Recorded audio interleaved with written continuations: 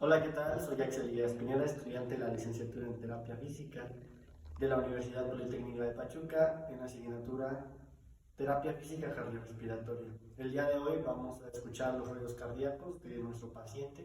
Nuestro paciente es Brian. Brian, le vamos a pedir que por favor se quite la playera para empezar con la Para auscultación empezar, de sus ruidos tenemos cardíacos. el primer foco de auscultación. Este se va a encontrar en la válvula aórtica y se va a encontrar en el segundo espacio intercostal derecho, es decir, por el borde external. Después tenemos el segundo foco de auscultación y este lo vamos a encontrar en la zona de la válvula pulmonar y se va a localizar principalmente en el segmento espaciado intercostal izquierdo en el mismo borde external, solamente que del lado izquierdo.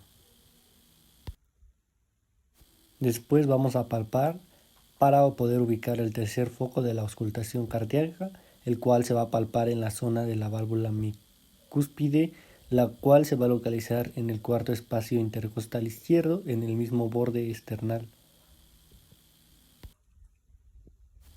Por último, vamos a tener el foco de auscultación, el número 4. Aquí se va a localizar en la zona de la válvula mitral y se va a encontrar a nivel del ápex cardíaco en el quinto espacio intercostal izquierdo, es decir, va a estar a un nivel de la línea media de la clavícula.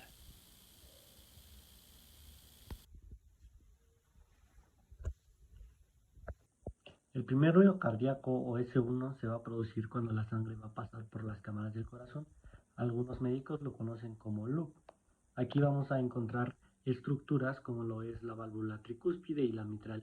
Este nos va a indicar el comienzo de lo que es la sístole. Después tenemos el, el SD2 o el segundo ruido cardíaco, y este se va a producir cuando hay un cierre de las válvulas y aquí los médicos lo conocen como DUP. Aquí vamos a encontrar componentes como lo es la válvula pulmonar y la aórtica. Esto nos va a indicar el final de la sístole y el inicio de lo que es la diástole. Por último tenemos el cuarto ruido cardíaco, o también conocido como S4, y aquí va a ser cuando las aurículas se van a contraer y van a empujar la sangre hacia un ventrículo rígido o hipertrófico. Y eso sería todo por la práctica de focos de auscultación y ruidos cardíacos.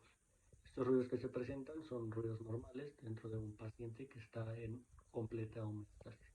Sería todo por mi parte. Mi nombre es Axel Pineda y gracias.